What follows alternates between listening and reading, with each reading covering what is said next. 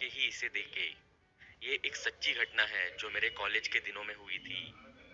मेरी रूममेट मारिया को पार्टी करने का बहुत शौक था और मैं एक शर्मीली और अजीब सी लड़की थी। मैं स्कूल से ही ऐसी हूँ, तभी मेरे ज्यादा दोस्त भी नहीं थे।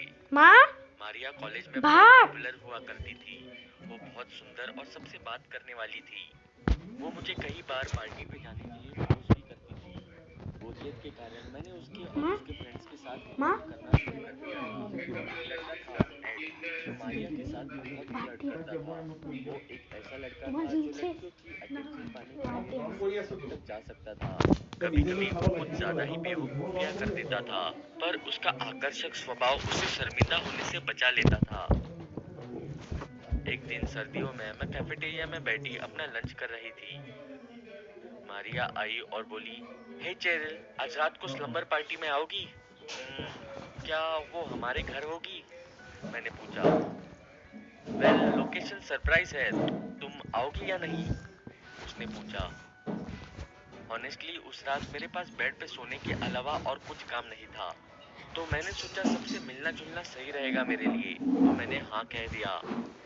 एड काउंटर के पास खड़ा था। उसने कहा, आज रात को मिलते हैं लेडीज। मारिया, मैं तुम्हें एड्रेस टेक्स्ट कर दूंगा। हम घर आए और मारिया ने पार्टी के लिए पैक करना शुरू कर दिया। मैंने उलझन भरी आवाज में कहा, तो ये पार्टी कहाँ हो रही है? मारिया ने हंसते हुए कहा, हमें नहीं पता। क्या क्या मतलब है, तुम्हें नहीं पता? मैंने कहा। मारिया पीछे मुड़ी और उसने रहस्यमय आवाज में कहा, मतलब हमने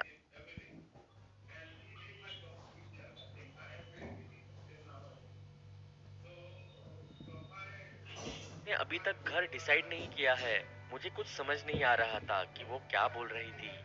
तो मैंने उससे पूछा, मारिया, तुम लोग मुझे चिंतित कर रहे हो, तुम लोग करने क्या वाले हो? वो मेरे पास आई और फुसफुसाई, तुम देख लोगी, और फिर कमरे के बाहर चली गई। बाद में मेरी मम्मी का मुझे कॉल आया और उन्होंने मुझसे मेरे शाम का प्लान पूछा। मैंने उन्हें बताया कि मैं आज रात एक फ्रेंड के घर रहने वाली हूँ। उन्होंने कहा, अच्छी बात है, मैं हमेशा से ही चाहती थी तुम सोशलाइज करो। उनके साथ आधा घंटा बात करने के बाद मैं बेड पे लेट गई।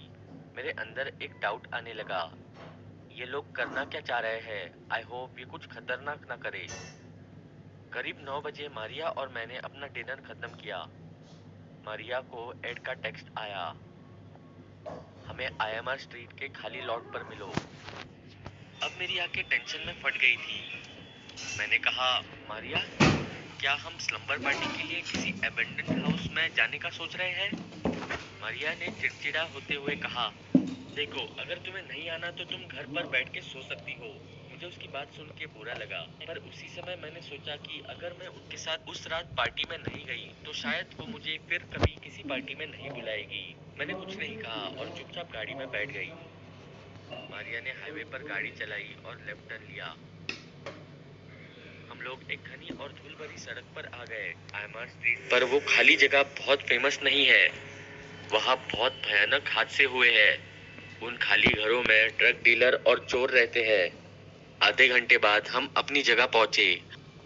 हम गाड़ी से निकले और मैंने अपना फोन चेक किया। उस समय 10:30 हो चुके थे। खाली जगह पे ऐसे खड़े होने से मेरे रोंगटे खड़े हो गए थे। मारिया एड को फोन करने ही वाली थी कि हमें पास में किसी की कदमों की आहट आई। मैं बहुत डर गई और तुरंत देखने के लिए मुड़ी कि वो कौन था।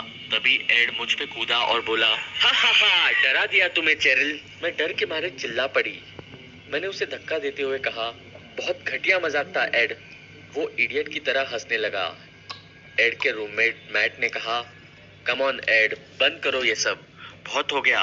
अब इस पार्टी को शुरू करते हैं। हमने अपनी कार एक ओक के पेड़ के नीचे खड़ी की और गली में चलना शुरू कर दिया। पुरानी लकड़ी के घर आसपास बने हुए थे। मारिया ने लेफ्ट साइड में आखिरी घर की तरफ देखा और कहा, वो वाला। एड ने उसकी तरफ देखा और कहा, वो वाला, फिर चलो चलते हैं। मैंने घबराते हुए कहा, गाइस, क्या ये सही आइडिया है? आई मीन, क्या पता कोई पहले से ही अंदर हो। फिर मैट ने कहा, फिर हम मुश्किल में पड़ जाएंगे। मारिया बोली, चुप करो तुम दोनों, उस घर में कोई नहीं है। तुम्हें दिख नहीं रहा वहाँ कितना अंधेरा और शांति है? एड ने दरवाजे को धक्का दिया और वो अपने आप खुल गया। हम सबने घर को चेक किया और वहाँ कोई नहीं था। वहाँ इलेक्ट्रिसिटी भी नहीं थी। तो हमने अपने आसपास कुछ कैंडल्स जला दी। मारिया ने म्यूजिक चलाया और एड सबके लिए बियर्स लेके आया और हमने पार्टी शुरू कर दी। आधे घंटे बाद मैंने भी सोचा कि शायद ये इतना बुरा आइडिया नहीं था। कभी कभी रिस्क लेना मनोरंजक भी हो सकता है। आधी रात तक सब लोग नशे में धुत हो चुके थे, तो हमने म्यूजिक पॉज किया और बातें करना शुरू कर दी। सब लोग कॉलेज लाइफ के एक्सपीरियंसेस शेयर कर रहे थे कि तभी मारिया ने कहा, हे, क्या तुम एक गेम खेलना चाहते हो?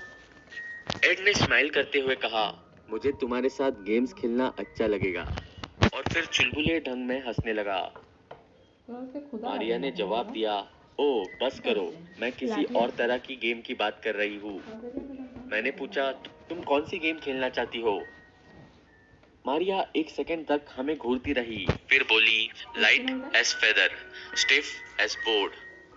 मैट और मैं हंसने लगे। एड ने कहा, श्योर, डेड बॉडी कौन बनना चाहता है? सबने एक दूसरे को देखा पर कोई आगे नहीं आया। फिर एक अजीब से चुप्पी के बाद एड बोला, ठीक है, मैं बनता हूँ डेड बॉडी।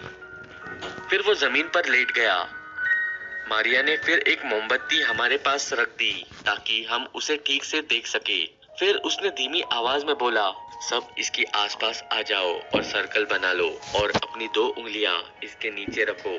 और मैंने वैसा ही किया जैसा उसने कहा। मैं इतने नशे में थी कि ये पूरी सिचुएशन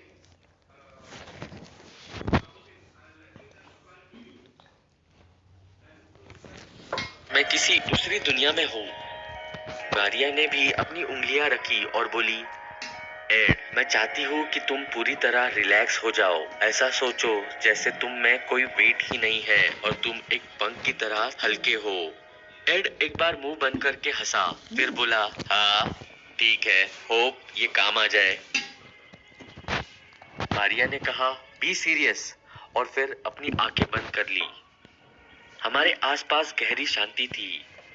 मारिया ने धीमी स्वर में कहा, सब मेरे साथ बोलो, light as feather, stiff as board, light as feather, stiff as board, light as feather, stiff as board. हम लोगों ने भी उसके साथ बोलना शुरू किया। मुझे नहीं पता हमने कितनी देर तक ऐसा किया, बट फिर अचानक मुझे ऐसा लगा जैसे मेरे हाथों पर कुछ नहीं है। मैंने अपना हाथ घुमाया, फिर खाली जमीन को छुआ। हम सबने अपनी आंखें खोली और चौंक गए। एड फ्लोर पे नहीं था। मैट ने कहा, ओह माय गॉड, क्या ये सब सच है? मारिया भी चौंक गई। शायद उसने ऐसा कुछ एक्सपेक्ट नहीं किया था। हम सब लोग बुझे हुए चेहरों के साथ बैठे सोच रहे थे कि शायद कि इस रिचुअल ने एड को कहीं और भेज दिया। कि तभी एड कमरे के अंधेरे कोने में से वापस आया और हंसने लग गया। देखो इन सब बेवकूफों को, तुम सब लोग बहुत ही डफर हो। तुम्हें लगा कि मैं तैरने लगूंगा? हम सब लोग शर्मिंदगी के साथ जमीन से उठे और अपना चेहरा छुपाने लगे। मारिया गुस्सा हो गई और कहने लगी, तुम फनी नहीं हो एड, तुम सिर्फ। पर इससे पहले वो अपनी बात खत्म करती, एड का चेहरा पीला पड़ने लगा। वो एकदम चुप हो गया और इधर उधर देखने लगा। मैंने कहा, क्या हुआ एड, क्या हुआ? उसने जवाब दिया, तुम लोग हवा को महसूस नहीं कर पा रहे? मुझे नहीं पता था क्या हुआ, पर जो हमने आगे देखा उसने हमें बहुत डरा के रख दिया। अचानक किसी ने एड को हवा में उठाया और जोर से सीलिंग पर पटका। एड बहुत ज्यादा जोर से चिल्लाया। हम सबने उसे बड़ी आंखों के साथ हवा में तैरते देखा। फिर किसी ने उसे जोर से जमीन पर फेंका और हमें गर्दन चटकने की भी आवाज आई। एड ने चीखना बंद कर दिया, पर उसकी बॉडी ऊपर और नीचे जाती रही। उसे बार बार ढकेला जा रहा था, एक बार सीलिंग पर और फिर जमीन पर, जैसे कोई बच्चा अपने टॉय के साथ गंदी तरह खेल रहा हो। पूरे कमरे में खून के चींटे फैल गए और एड का भेजा उसके सर में से निकल गया। वो किसी हॉलीवुड मूवी की दिल दहला देने वाली घटना जैसी थी। मुझे नहीं पता कि हम कैसे उस घर से बाहर भागे और पुलिस को फोन किया। पुलिस इस केस की तहकीकात कर रही है। हम बहुत मुश्किल में आ गए थे क्योंकि हमसे गंभीर पूछताछ की गई कि हम उस रात उस खाली जगह में क्या कर रहे थे। पर उन्होंने हमारे दोस्त की मौत के लिए हमें दोषी नहीं पाया। ऑनेस्टली, वो जो कुछ भी था जिसने एड को इतनी बुरी तरह मारा, शायद अभी भी उस खाली एबेंडन घर में रह रहा होगा।